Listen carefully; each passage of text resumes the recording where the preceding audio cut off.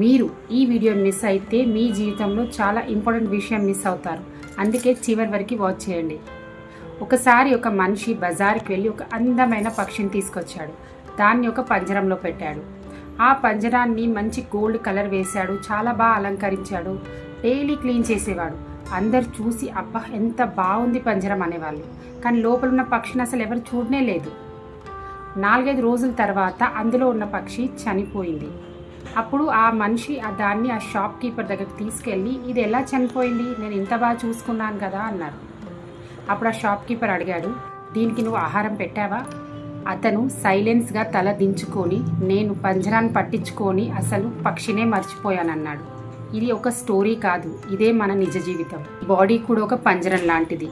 దీనికి అన్ని ఫెసిలిటీస్ అందించడం, దీన్ని చాలా అందంగా చూసుకోవడంలోనే మన జీవితం అంతా అంకితం చేసుకుంటున్నాం. పక్షి అంటే మనలో ఉన్న ఆత్మ.